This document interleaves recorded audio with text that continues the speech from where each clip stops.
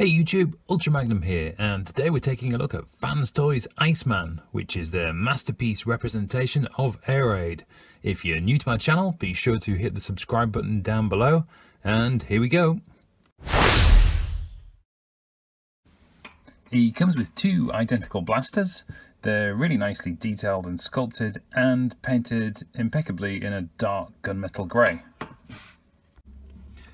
There is a little bit of a job to get them wedged into the hand, but once they're in there, they're super snug and they're not going anywhere.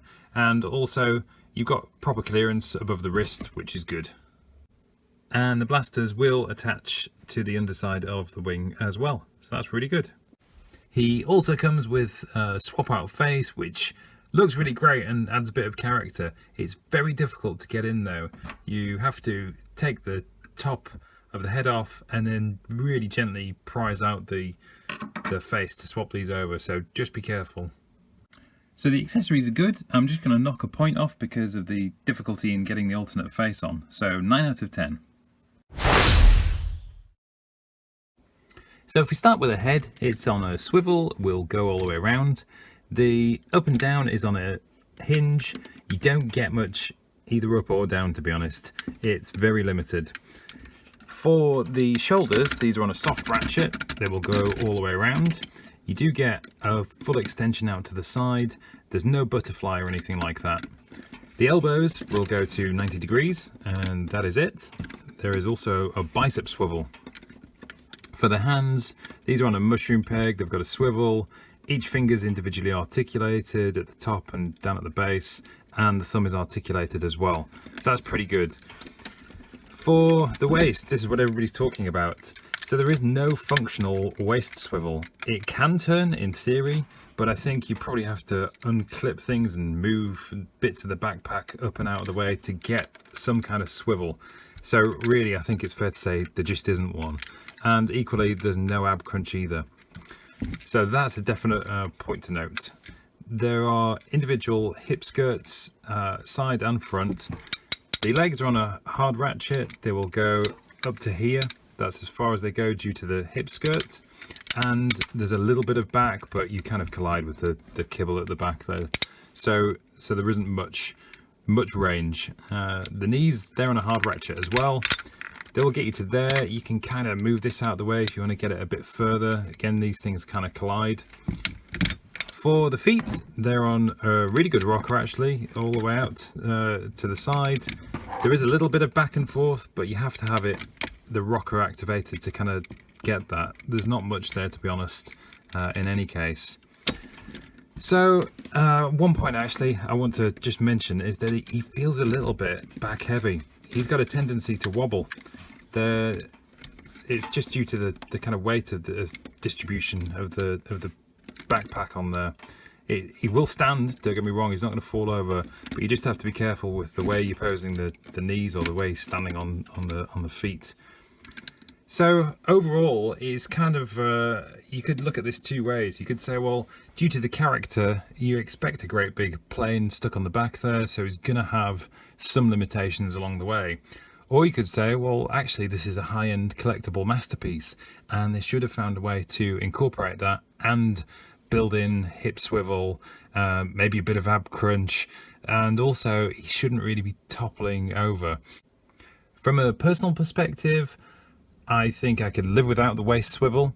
However, from a review perspective, he is very limited in terms of posability, and also I think the weight distribution is an actual issue, so 2 out of 10.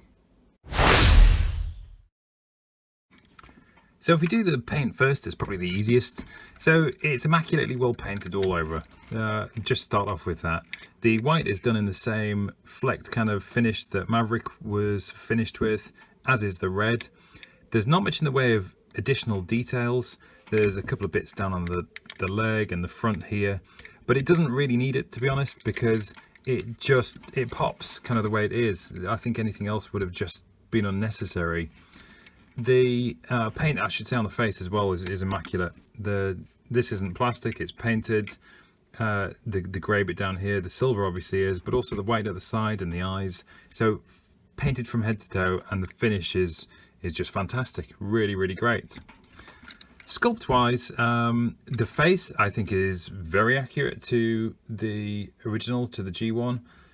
You could make an argument like the cheeks are a bit thinner looking than, or not as pronounced as on the cartoon figure, but overall the head sculpt looks fantastic and looks very much like Air Raid to me, at any rate. In terms of detail on the rest of the figure, there's not much, but what is there is they're just nice little touches here and there. You've got kind of lines on the side of the leg, a couple of bits on the arms. These are like the translucent plastic with the detail underneath. I just like that. I think it just adds something to the overall quality and look of the figure. So the paint and sculpt, both excellent. I think where this figure's lacking quality-wise is in the cleanup, to be honest. The backpack, it's just very greebly and doesn't clip together nicely at all. It's kind of a bit mistransformed when you get out of the box, and I've mucked around with this a little bit, but to be honest, I've got fed up with trying to get things lined up neatly. I think this is where it's supposed to sit, but I'm not 100% sure. I think that's about as, well, certainly as good as I can get it. And also, these are a bit flappy on the back. They're just annoying, to be honest. I wish they'd tab in a bit more securely and kind of stay there. So yeah, cleanup is a little bit of an issue, I think, for me, in terms of the way that all fits together. But also, one thing I've noticed, there are just a couple of little differences here and there. So this flap is very loose. This one isn't, and it kind of tabs in. It's not a biggie, but it's just kind of a little bit annoying and inconsistent. The quality of the materials themselves is, of course, fantastic. He's got massive heft. He's obviously got die-cast bits in it, and I think overall the build quality is very good. So in terms of a score, the quality overall, taking all that into account, I think is good, but it's not great. So 8 out of 10. So I don't really need to say too much, I think, because it's pretty obvious that, like most Fanstoys figures, he's too big compared to any other third-party line or standard masterpiece scale. They're working to their own kind of scale with stuff. So if they in future release their own Optimus, great, or their own Megatron, fantastic. But for the moment, it's a little bit lacking, I think, in terms of compatibility. So 7 out of 10. Just for reference, here he is next to Goose, and you can see he is a little bit taller, and he just has a bit of a beefier feel to him as well. And to complete the lineup, there's Maverick as well. And whatever you kind of say about the issues, and there are issues with all of the figures, apart from Goose, I think, which was a pretty good release. I think they look fantastic, actually. They look pretty good together. Here he is next to Zeta Toys Kronos. I'll do a proper side-by-side comparison of these two in another video. And just to finish this section off, here he is with Spoiler. And you can see he's clearly a lot taller, he towers over him, and he's a lot beefier as well. So these two things are never going to work together, the Stunticons and the aerial bots for Fanstoys.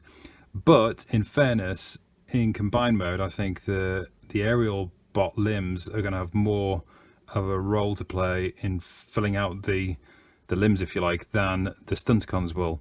I don't know exactly how that's going to work in the finished product, but I think that's what I'm picking up from the photos. So I'm not going to show the full transformation in this video because I don't want the final edit to be too long, but I will upload a separate video showing the transformation steps. You can always flip to that if you want to see some of the points that I talk about when I discuss the engineering. So it's a really unfun, poor transformation from my perspective. I think there are some poor design choices. This section, collapsing that down, is very scary. The C-clips on the wings, they are really scary, and these will break. I'm sure people are going to have breakages with those. The maneuvering of this section and these flaps on the top, all kind of having to juggle things around, that's not fun. The legs are not fun, getting these into place. And really, these are all things that should be simple in a transformation. It's not a complex design. It's actually not that complex. I think it's just poorly executed. So 2 out of 10. Onto alt mode then. So it looks fantastic. It looks really, really great. You've got superb paint all over. The black is paint and it's brilliantly finished with that fleckled kind of look. The stripe detail is nice.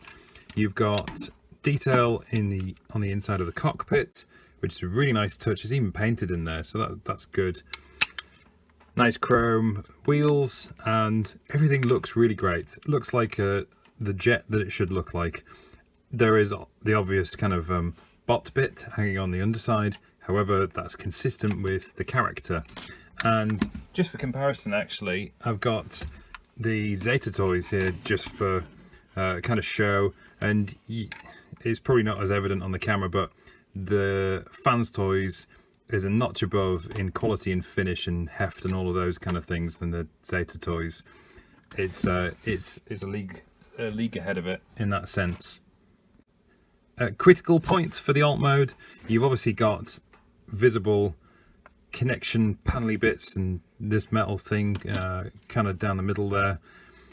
It's kind of minor, to be honest, because for any of the jets to kind of clean up nicely, it's always going to be difficult when you've got folding wings. So not perfect, but really good. 8 out of 10.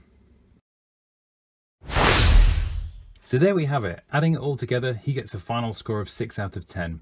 And he's been a bit of a shocker, to be honest. So yes, he looks great in bot mode and he looks great in alt mode. Has the Fanstoys finish and quality and great paint job and build. Really excellent materials. However, he's got terrible posability and a really awful transformation. And spoiler alert, he's just as bad to transform back the other way. So can I recommend it? I don't think so. Not as a standalone figure. It's not good enough, frankly. However, if you're collecting for Ethereon, you want your Fanstoys Superion, then yes, you absolutely have to have it. And I can only hope that the combined mode is good enough to warrant the kind of negative aspects of certainly this figure, and perhaps Maverick a little bit as well. Anyway, thanks for watching. I hope you've enjoyed the review. Please be sure to subscribe to my channel, and bye for now.